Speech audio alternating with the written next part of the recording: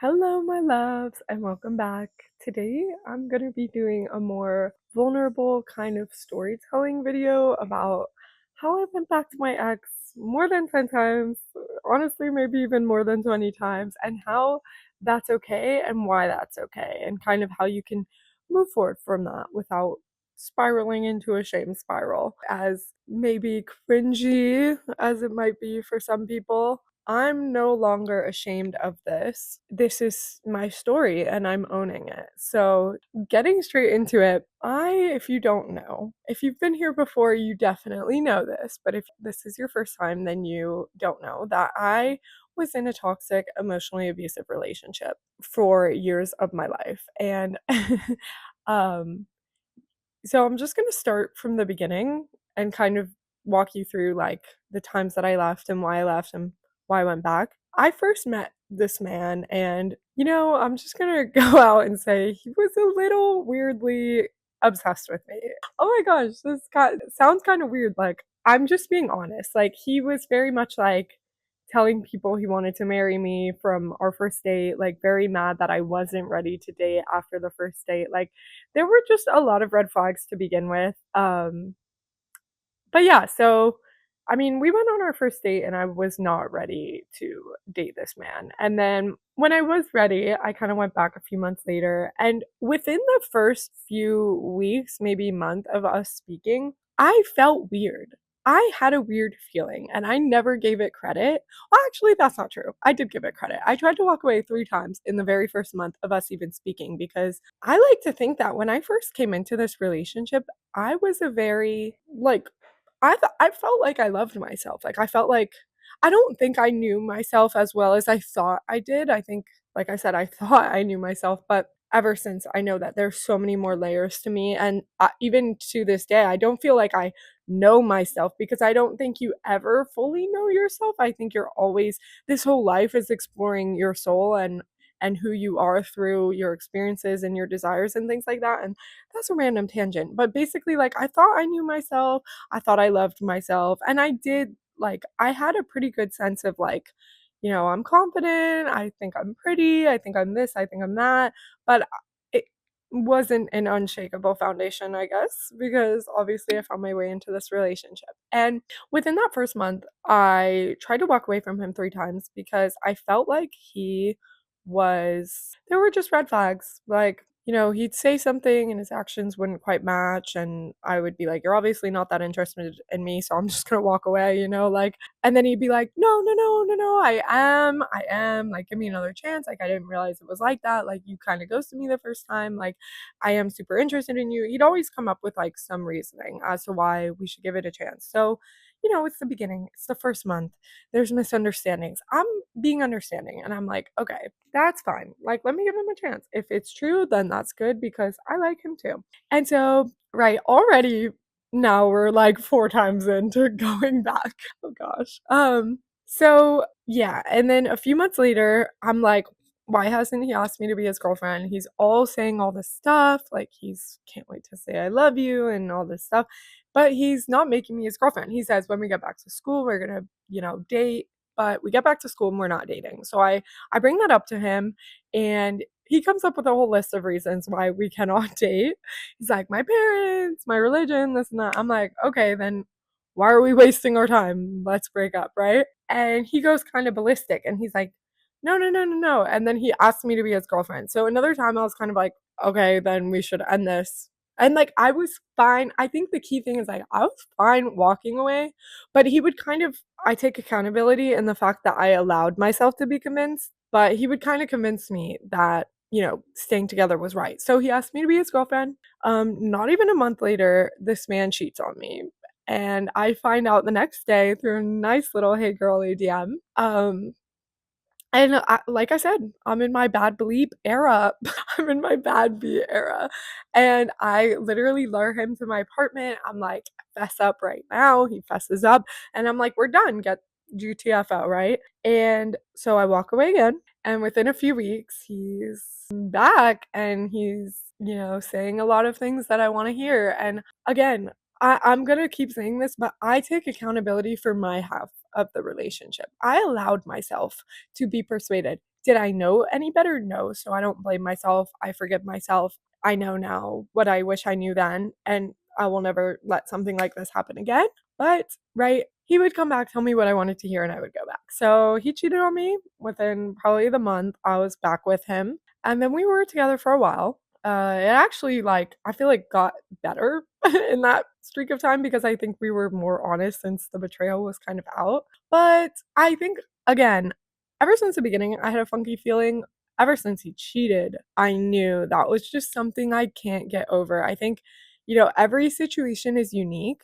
I'm not saying people can't get over cheating. Like, I think some people just genuinely make mistakes and can change, but I just don't think this situation was one of them. I do think he made a mistake. I just don't think he was wanting to change. And so, all that aside, I had a feeling deep down. I had this little voice in my head saying, "This is not it for you. Like, this is not it. This is not right."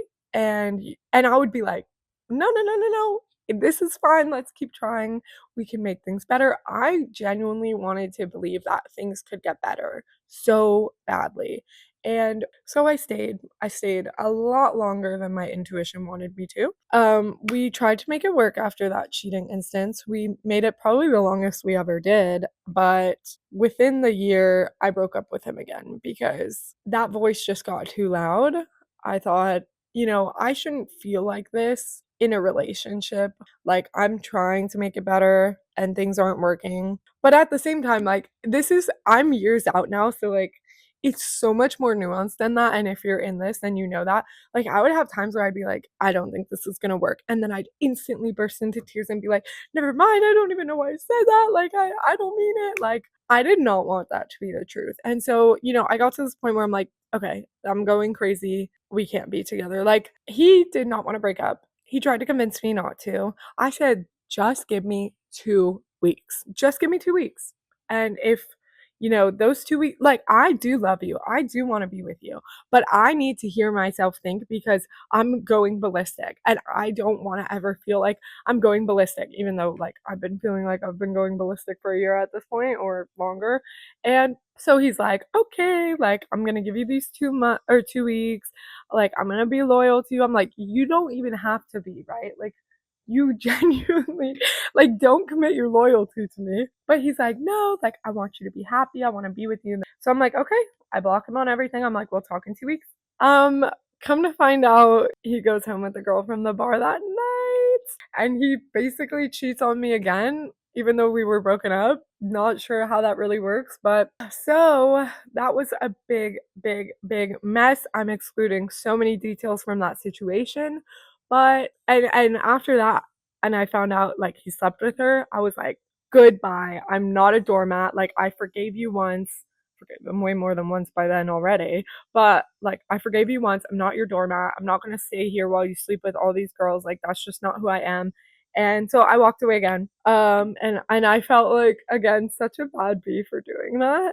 And then, like, fast forward, like, I don't know, a couple weeks, 1 week, I don't know how long it was, but he came back. We lived really close to each other. We knew where we lived. We went to the same school. Like, yeah, he just knew where I was, and he was smart, right? He was very strategic. He would show up where I was, and again, I take accountability for the sense that I stayed. Like, I do think like I would see him and instantly go into like a huge trauma response, like a fight or flight. And then I think there's the fawn one, and I've definitely done the fawn one. Like, I remember he saw me once across campus, and oh gosh, I felt like a deer in the headlights, and I just was like, oh no, I hope he doesn't come. I hope he doesn't come. And he sat there, and I just literally sat there, and like, I was so frozen. So I think, anyways, I don't know why I was talking about that, but he would find me. He would tell me again everything I wanted to hear, but this time more extreme. Like, he's gonna quit his fraternity and he's gonna get therapy and he's doing this and he's cutting these people off and like he's gonna live here next year instead of here, and like it was like extreme, right? And he's spamming me. So anyways, yeah, I just really don't want this to come across like I was a victim. I definitely was being harassed, and that wasn't okay, and stalked, and that wasn't okay. I did consider a restraining order, but also like there was more I could have done. there's just a fine line between victim and accountability. And like what he did was not right. I did not deserve it. It's not justified in any scenario. And there were things that I allowed. Every time I went back, that was me allowing it. Even if I believed I was powerless and felt powerless, I was choosing to feel that way, even though I wasn't conscious that there was any choice in it for me, if that makes sense. So I'm just very cognizant about that line because for a long time, I sat in the victim side of things and I blamed him and I talked about everything he did to me. And I talked about, like, I was so angry. Again, that's so justified. Like, what he did to me was not okay. And yet, staying with him for years after he showed me who he was when he cheated. He showed me who he was from the very first day I met him. Every time that I stayed with him, I was choosing to ignore that knowledge. I was choosing to ignore my inner feelings. And so the harder part of all of this was that I was choosing basically to abandon myself for somebody who didn't have my best interest in mind. But that's a whole nother side of the story. But I just wanted to say that because I don't want to sit here and be like, oh, he did this, he did that. That's not how I feel at all. In fact, I have fully forgiven him. Even though he hurt me so bad, he like wrecked me. I'm years out now where I've fully integrated the experience. I've fully sat with it. I've fully understood what it was trying to show me, what it was trying to teach me. And so I've forgiven him because he didn't know any better at the time either. Like we are all doing the best we can at any given moment, even when it seems like somebody's being malicious. I honestly believe it's because somebody's acting from their level of consciousness, and his was quite obviously shame. And when you're at shame, you do things to try and get away from it, to try and turn it off, to try and gain control over it. And it's ugly. So there needs to be more shame education. I've said this in past videos, but I pray for him. I hope that he finds his love and his worthiness and he's able to work through that too. But anyways, big long tangent over. He came back, he found me after that second instance, and I went back again. I went back again. And honestly, it became a cycle. It started becoming faster of like break up, get back together, break up, get back together until the end of it. So from that point, it was maybe like 5 or 6 more months where it was like give me some time by myself, but then I'd call him. But then, and even when we fully broke up 6 months later, because and I get this question a lot from my clients because I now like help people walk through this and find their way through it and learn what they're meant to learn and integrate it in a way that, they're not going to find themselves back in a toxic cycle. I've been asked, like, how did you know you were done? And like, I think it's a misconception that you think you're going to know that you're done. You're not going to know that you're done because there's so many forces competing inside of your body and your head. Like your nervous system has learned to equate him with safety, even if that's ironic because it probably isn't safe to be with somebody who's hurting you. And then your mind is maybe knows better. So then it feels like your heart and your mind are at war, but then you didn't even realize that the nervous system was in the equation. And then there's so many more like layers to it. So it's I never knew with 100% certainty like I don't want to be with him anymore. In fact, breaking up with him was so hard because I did want to be with him. Like the only thing I wanted in the world was for us to be together, but like without the hurt and without everything that had gone wrong. Because it just like having that happen, it put me in such a situation where I had to choose between him or me at that point. Like I had lost me and I couldn't keep losing me because I wanted something that I was never going to get. So it was really hard. It was really complex. But I finally what happened was I think that my subconscious knew that it was time for me to leave that relationship. And so even though consciously I did want it to work, I wanted things to get better. I thought if I could fix it, maybe if I did something different, I could fix it. Like I was consciously still trying to make the relationship work, but my subconscious was not allowing it. And so what was happening was I was causing fights every single day. And even though I didn't want to and I didn't understand this like dissonance between like what I wanted and what I was doing because like I said, I wanted it to work. But it got to the point where like I made his life such a living hell that every time I tried to walk away before, it was only me who wanted to walk away and like he would, convince me and I would be convinced to come back. And then up until that finally we hit that point where I was fighting with him every single day and he decided like this isn't going to work for me either because a goal. He wanted to go to medical school, and it gets really draining to deal with some girl who's literally fighting you every single day, and it's like a losing battle because a lot of the fights are about things that are in the past and can't be changed. And so anyways, we reached a mutual agreement that this relationship, as much as we both loved each other and both wished that it could be something it wasn't, we agreed like this isn't going to be it, and we kind of just both need peace now and we both need to heal. So we mutually broke up for the last time. But you know what's funny is even after that, we still slept together a few times. Like I would, after that point, I started drinking a lot. And I've made a video about how I used to drink to cope, and I'll link it if I remember. But I started drinking a lot. It reminds me of that Sabrina Carpenter song where she's like, I'm just drinking to call someone. Ain't nobody safe when I'm a little bit drunk. That was literally me in that period after. Like, I would just drink every night. It was so unhealthy. It got really bad, but like I said, I'm years out. I'm not in that place anymore, and I'm so grateful for that. But yeah, I would drink and I would find my way back to him. Like, I would drink to give me a reason to go over there and sleep with him. But yeah, even that. So, right, how many times is that? I don't know. I don't know. Like, and that's just a high level overview. Like, this was 3 years of this. So, yeah. But, anyways, that's the story of me going back. The details I haven't covered is just how horrible it felt every single time, because when I would leave, like after he cheated or after he cheated the second time, I was set on leaving. I wanted to leave. I told everyone around me I was leaving. And so the worst part of it is, I mean, no, there's multiple worst parts. One of them is like the betrayal to yourself.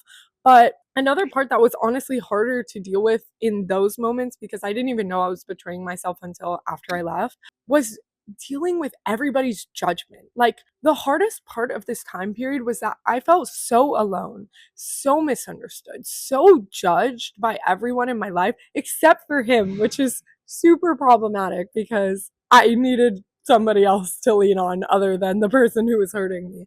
But yeah, I felt so hurt, so judged, so misunderstood. I had one friend telling me, it's me or him, it's an ultimatum. I'm not going to be your friend if you stay with him. I had my roommate sitting me down telling me I was embarrassing for what I was doing. I had my family telling me they disapprove. And like, I couldn't even hear my own voice, but which I really needed to get back in contact with, because I agreed. Like, what nobody realized was that my mind already said that. My mind already was calling me stupid, weak, embarrassing. Like, I was in a shame spiral, and everyone was just piling onto that. And when you're covered in shame, you're not going to get out of that. Like, shame has never been shown to help anyone get out of it. The only thing that helps with shame is empathy. And nobody showed me any of that, because people are so quick to assume that they would do something different in your situation when they've never lived it themselves. The amount of times I heard people say, if it were me, I would never stay with him. Girl, yes, you would, because if you were me and you lived my life and you had all my experiences, you would do the exact same thing I'm doing right now, because I'm doing the best I can. I really don't like when people will say stuff like that, because it's like, you just don't know. And then one of the people that did tell me that got into the same situation and did the same thing. So, I'm not saying I hope that, she's okay. I haven't talked to her in a while, but it's just like not kind. Like, the reality is, you may not know what it feels like to be in their shoes, but you can just have empathy that if you were in their shoes, you'd probably do whatever they're doing. I really felt like I had to hide in this time. Like, I started lying. I started, oh gosh, and I'm not a liar. Like, that's not my value system, but I started lying. I started hiding. I started hiding with him. We started only hanging out past midnight. I would make him put his car seat all the way down so nobody around in the town could see him. Like, it was so bad. It was so bad. And so, like I said, I just hit a point where I couldn't live like that anymore, and neither could he. And then, even then, I went back a few times. So that's my situation, right? The reason I wanted to share this in the first place is to let you know that you are not alone. That if you are going through this, you are not alone. I have about almost 11,000 followers over on TikTok now, and all I post is about the feelings of being in a toxic relationship and leaving and going back and losing trust with yourself and losing yourself.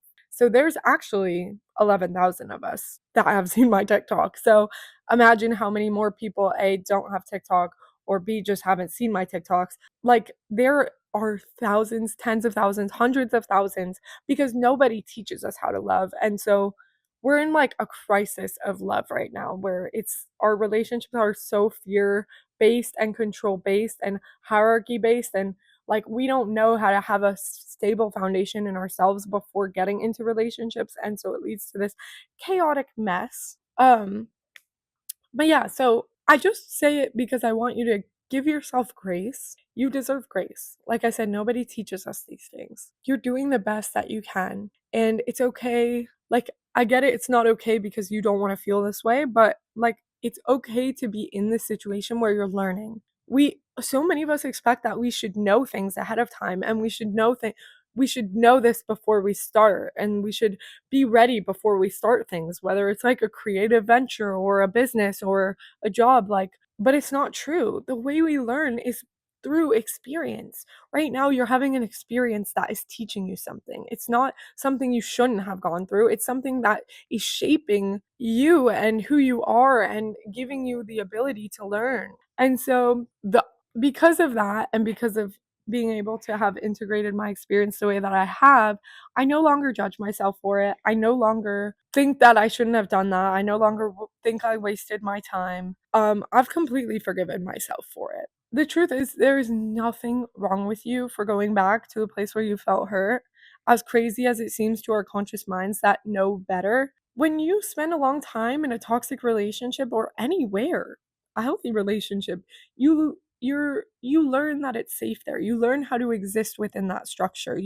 There's certainty there. And so, this is so crazy to think about, but we actually prefer our familiar suffering over our unfamiliar healing because our nervous system feels like it's safer where there's certainty, even where there's suffering. And that's not true. And part of healing is learning that you can give those things that you were relying on, that toxic relationship or anything, any job title, whatever it is external, your relationship, friendships, even your, I don't know, your financial status, your whatever you were relying on to give you a sense of safety, comfort, peace, validation. Like, we have to shift those things to being internally created. Every time that you followed your feelings and went back, it's because you haven't learned that yet, and that's okay.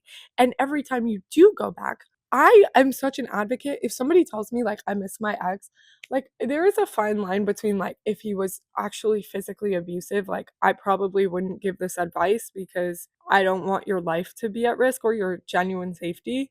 But if somebody will be like, "Oh, I miss my ex," I'll be like, "Call them."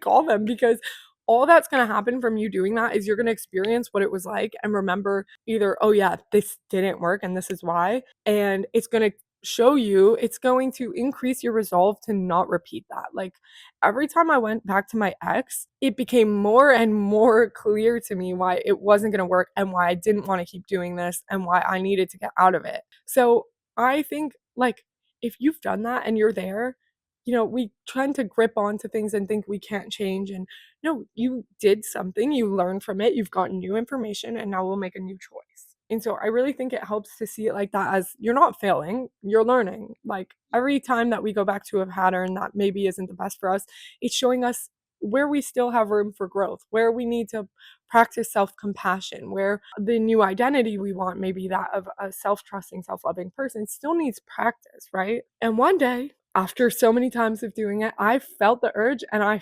finally chose me instead. So there is hope for you. You're not failing, you're learning. Going back and learning through experience is the only way to learn, and it's literally part of the process. And the last thing I want to say is that, like I said, your nervous system learned that, like, comfort, safety, worth comes from here. That's not really true. It's a illusory belief, but it means that we need to retrain and practice a new way of being where those things come from in here. But breaking up with somebody doesn't automatically return those things to you. Like, I think a lot of people, I see this a lot where people will think, if I change my external circumstances, then I'm going to feel better on the internal, in my internal feelings, right? And it's not true. Like, if you work all the time and you're stressed all the time and you stop working, you're not just going to feel peace. Feeling peace is something you practice. Like, loving is something you practice. These are all practices that we need to be intentional about. So I just want it to be clear that a breakup and leaving him doesn't return those things to you automatically. And even if you physically leave somebody, you block them, you can still spend, the entire day mentally giving them all of your energy. So I will never tell you to just leave somebody. That is not what I do with my clients. That is not what I do with my friends. I don't know what you should do. Only you know what is best for your life. What I help people with is getting in touch with the truest voice inside of them, because so many of us operate from a place of fear, and our fearful feelings are the loudest. And so we take them to be the ultimate truth and we act on them. But my work is to help you understand what are the different voices inside of you and which one do you want to follow? Which one do you want to choose? How do you not automatically react based on a feeling you have? And then ultimately to become somebody who trusts herself, who loves herself, who is not worried about what happens in any external situation, because you know that you will be okay regardless. And if this sounds like something you're interested in, I do offer free one-on-one clarity calls. They'll be linked in the description below, or I have a free letter. You can check that out as well. But I would love to meet you. It makes me so happy to know I'm not just posting in a void, and, that I'm being received and that we can share our stories, because empathy and sharing your story and owning your story is the only way out of shame. Shame convinces us to hide and to, don't tell anyone and judge yourself. But the second we break that and we tell somebody who is capable of holding empathy for us, and a lot of people aren't, but somebody who has shown that they're capable of being empathetic and holding space for your story, that is the antidote to shame. That is the ladder out of the hole that is shame. And so that is what I seek to offer in my one-on-one clarity calls. So even if you don't ultimately end up working with me, you can still walk away knowing that you are worthy regardless of your story. You can own that story and no longer let that story ride under the rug and own you instead. I think it was Carl Jung who said, "Until you make the unconscious conscious, it will direct your life and you will call it fate." And so, yeah, there's so many more of us going through this than we think, and I want to help you. So that's all. I love you all very much. I will see you in my next video. Thank you for being here and for hearing my story.